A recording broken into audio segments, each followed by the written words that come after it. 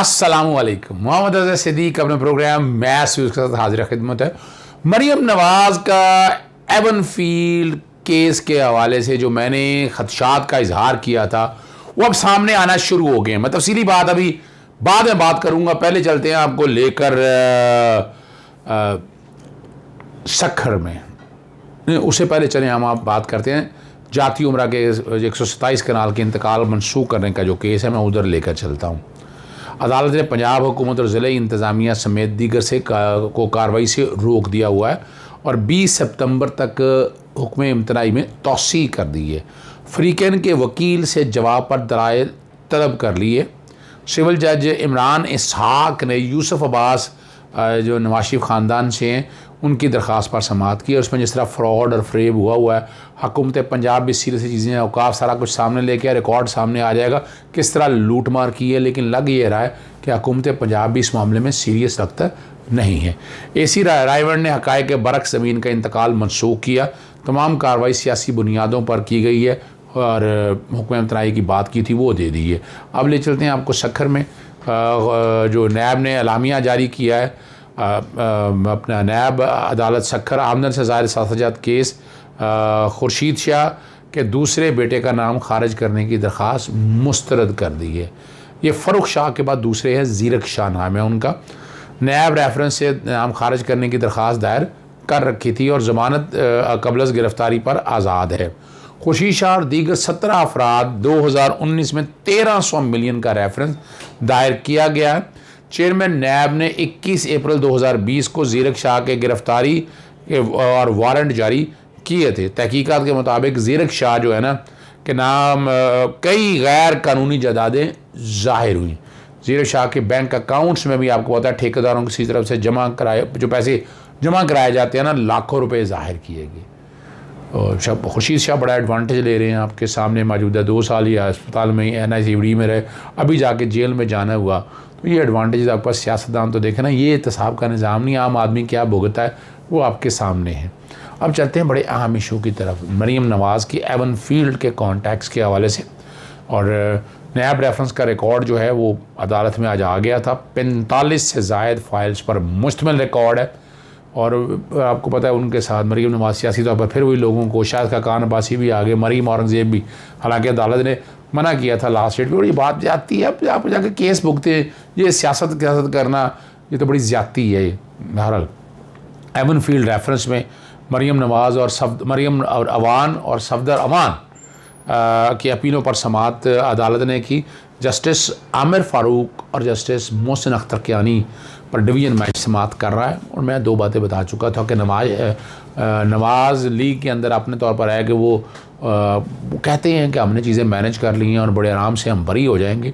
और ये सिर्फ आवाम को एक धोखा देने के हवाले से ये कभी डिले कर रहे हैं, लेट कर रहे हैं। ये मैं तस्वीर का पहला पहलू जो सामने आ रहा है, मैं नहीं समझ ऐसी बात हो, लेकिन ये बातें सामने आ रही हैं। वो बड़े पुरएतमाद हैं और वो प्लानिंग से ये साबित कर रहे हैं कि अदालतों ने हमारे साथ बड़ी ज़्यादती की, हमें वक्त नहीं दिया।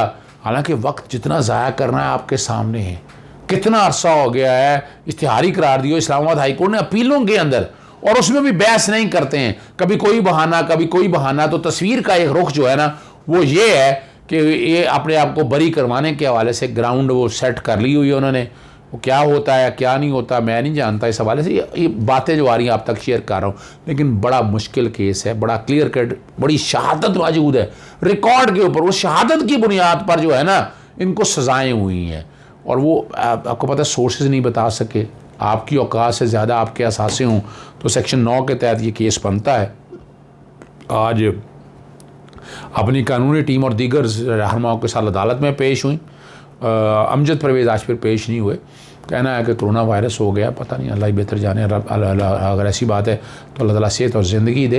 लेकिन जिस तरह वो लेट करते रहे, एडजमेंट देते रहे, आपके सामने मौजूद है। और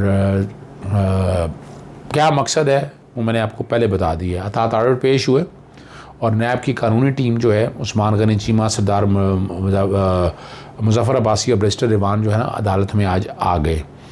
और उनकी तरफ से आ गया कि उन्होंने वकालत से माजरत कर ली है। ख्वाजा हारिस को पहले जिस तरह किया, ख्वाजा हारिस हमेशा वकालत करते थे, उसके बाद जो टीम सामने आई वो टीम बेहतरीन मैनेजर कहलाती थी, जजिस को आगे पीछे करना, उखाड़ पछाड़ करना, चीज़ों को आगे पीछे करना, ये हालात और वाक़यात आगे सियासी तौर पर इस्तेमाल होते रहे हैं। और अब जो बात अब अदालत के सामने जो मज़ेदार बात है वो आपके सामने रोस्टरों पर आ गई। मैं 2 चीज़ें बताना चाहती हूँ। अच्छा जी, क्या बताना चाहती हैं? इतने अरसे से अपीलें पेंडिंग पड़ी हैं, आप ले आते। कोई पहली चीज़ क्या बताई कि वकील उनके कोरोना का शिकार हो गए हैं और केस सुनने से माजरत कर ली है, मुझे मज़ीद वर्कर दरकार चाहिए। और आपको डरने की ज़रूरत नहीं है जस्टिस आमिर फ़ारूक।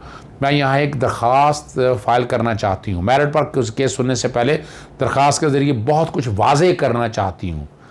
आप जिसको वकील करना चाहती हैं आपका हक, आपको कितना वक्त चाहिए? जस्टिस आमिर फ़ारूक ने जब उनसे पूछा, मुझे तैयारी के लिए 1 माह का वक्त चाहिए। और नायब ने इस बात मुलतवी करने की दरख्वास्त की मुखालफत कर दी। और मरियम ड्रामाबाजी ना, पूरी ड्रामाबाजी, बोरा बेवकूफ़। मैं नहीं चाहती कि ये तासुर जाए कि केस में ताख़ीर हो। और क्या हो रहा है? यही तो आप झूठ और बेवकूफ़, फ्रॉड और धोखाधड़ी और क्या कर रही हैं? यही तो चाह रहे हैं ना जी आप। यहाँ अदालत ने बहरहाल उनकी इस्तदा मंजूर कर ली और 14 दिन तक की समाअत मुलतवी कर दी है। 23 सितंबर के लिए और समाअत मुलतवी की है। अब जो 2 बातें करना चाहती हैं वो क्या है, मैं बता देता हूँ। जो अरशद जज के हवाले से बताना चाह रही हैं कि दबाव था, मैं बारहा क्लियर कर चुका हूँ। ये झूठ घोंसला कब तक चलेगा? आपके पास मनी ट्रेल नहीं है। आपने जो जायदादें खरीदी हैं वो नहीं है पैसा उसका, ना आपने पाकिस्तान में पैसा डिक्लेयर किया, ना आपने कोई टैक्स दिया। या तो ये बताया ना, अगर टैक्स की बात, टैक्स एक तरफ है जो कि ये करप्शन और करप्ट प्रैक्टिसेस का केस है, स्पाउस के पास है, जायदादें जितनी खरीदी हैं वो सारी क्लैरिटी का पता है। और जो कैलिबरी फाउंड आप लोगों के सामने जो फ्रॉड और फ्रेब ये किया, ये रिकॉर्ड की चीज़ें हैं। तो इसमें बचने का चांस मेरिट पे कोई नहीं है, मैं आपको बता दूं। मैं जो पहले अपनी जगह जो बात जो चल रही है, लेकिन यहाँ मेरिट पे है नहीं। ये टालना क्यों चाहते हैं? ये टालना इसलिए चाहते हैं कि ये वक्त गुजर जाए, 2023 तक मामला चला जाए। मुझे कहने की ज़रूरत नहीं है। जो इनके इर्द गिर्द के लोग हैं वो एक पूरी प्लानिंग के साथ चल रहे हैं कि इनके मर्ज़ी का जज जो इनकी मर्ज़ी का इंसाफ इनको मिले, और ये हमेशा से ये खेलते आए हैं। मैंने आपके सामने बता चुका हूँ हुदैबिया के केस में लाहौर हाई कोर्ट में क्या हुआ, बड़ी तफसीली मेरे प्रोग्राम पुराने देख लीजिएगा, आपको क्लैरिटी के साथ समझ आ जाएगी। यहाँ भी ये डिले करके ना चाहती हैं उनकी अपनी मर्ज़ी का कोई बेंच आ जाए, अपनी मर्ज़ी का कोई जज आ जाए, वो बैठकर अपनी मर्ज़ी का इंसाफ ले जाएं। अगर इतना है तो आए मेरिट पे बहस करें। अब अरशद फर्ज करें, अच्छा अरशद की वीडियो के वाले से बात करना चाहिए तो सुप्रीम कोर्ट में मैटर गया, एविडेंस के प्रिंसिपल पे बात हुई। तो यहाँ अरशद के हवाले से आपके पास मौका पूरा था, आपने क्या कुछ किया? अभी तक कानून शहादत पे पूरा नहीं उतरता। जो प्रिंसिपल सेट किए हैं जस्टिस आसिफ सईद खोसा की जजमेंट में, उनमें तो कोई एक फिट भी नहीं होता।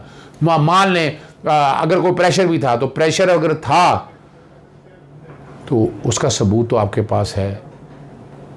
अल अज़ीज़िया केस में 10 साल की बजाय 7 साल सज़ा हुई। यहाँ तो बड़ा क्लैरिटी के साथ भाई नैब कवानीन में जो सज़ा दी उसके मुताबिक सज़ा आई। 14 साल सज़ा तो नहीं दी, यहाँ पर 14 साल सज़ा होनी चाहिए थी, नहीं हुई। मेरा तकाज़ा ये, मैं मुतालबा करता हूँ ये सज़ा, इतनी एविडेंस मौजूद है और उसको सामने रखे, और चूँकि कॉर्पोरेट कोई चीज़ें नहीं करती हैं, आपस में मिलती नहीं है। शायद अगर एक बंदे के पास, देखिए अगर मैं बड़ी सिंपल सी झटकी सी बात करने लगा हूँ, अगर इनके पास सबूत हैं, रिकॉर्ड है, हर चीज़ अवेलेबल है, तो इन्हें डरने की क्या ज़रूरत है ना आपके पास।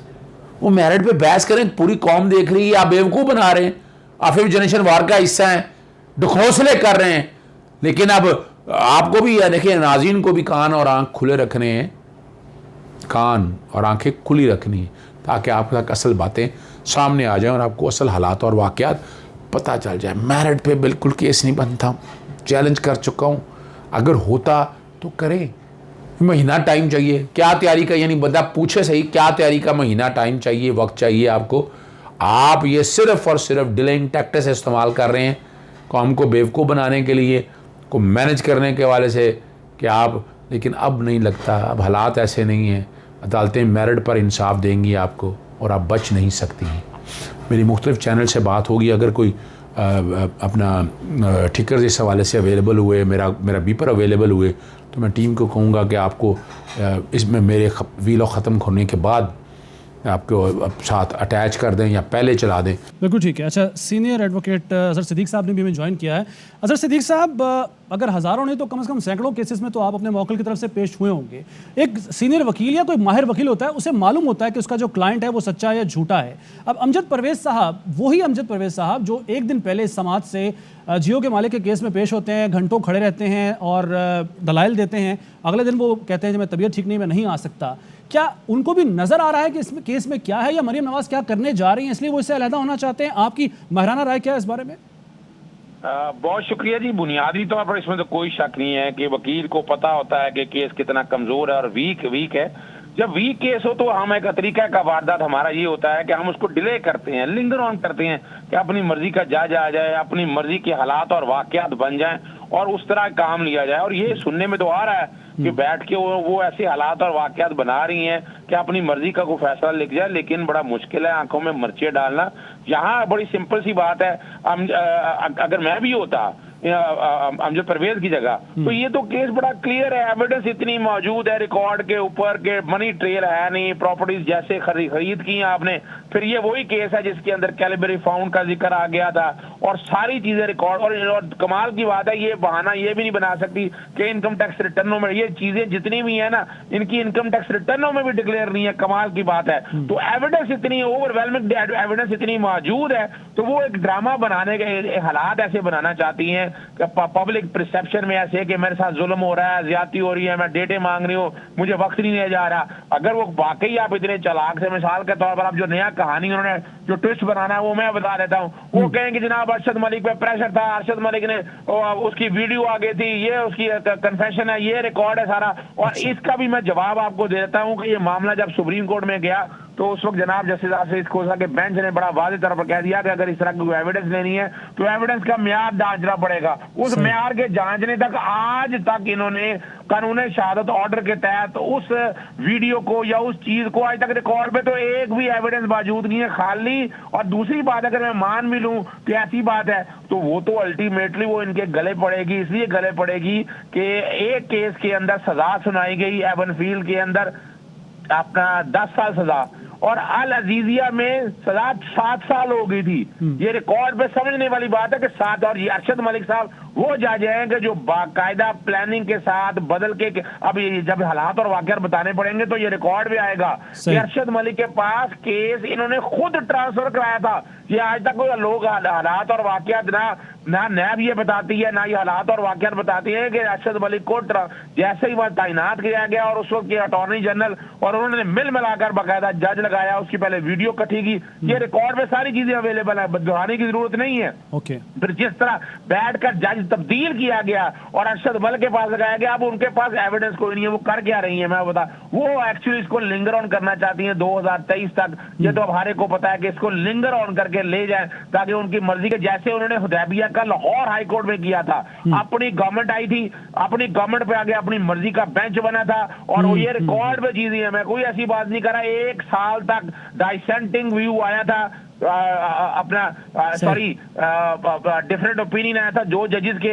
ये रिकॉर्ड की बातें हैं, जस्टिस ख्वाजा इम्तियाज और जस्टिस फरूख इरफान, एक ने कहा था रेफरेंस खत्म कर दिया जाएगा, एक ने कहा रेफरेंस ना खत्म किया जाए। तो डिफरेंस ऑफ ओपिनियन आने की वजह से एक बेंच बना, वो 1 साल बाद बेंच बना जब इनकी गवर्नमेंट आ गई। इनका एडिशनल अटॉर्नी जनरल नसीर भुट्टा रिकॉर्ड पे पेश होकर कहा कि ये अपना री इन्वेस्टिगेशन हो नहीं सकती, रेफरेंस खत्म कर दें। तो ये हालात और वाकयात ऐसे बनाने की कोशिश कर रहे हैं। अब ये सोच रहे हैं हमारी अदालतों को बहुत वक्त दे दिया, इतनी एडजमेंट दे दी इनको। अगर वाकई मेरिट पे इनका केस है तो बहस करें। अगर अच्छा वकील तो वो है ना, अच्छी टीम। बिल्कुल ठीक है, आपने बड़ी तफसील से कानूनी और दीगर पहलुओं पर बात कर ली। अजहर सिद्दीक साहब आपका, साबिर शाकिर साहब, अरशद शरीफ साहब और शहबाज गिल साहब, आप तमाम का बहुत शुक्रिया। बहरहाल मैंने आपके सामने पोजीशन ये रख दी है कि अब जो है ना आंखों में मिर्चें नहीं डाल सकेंगी।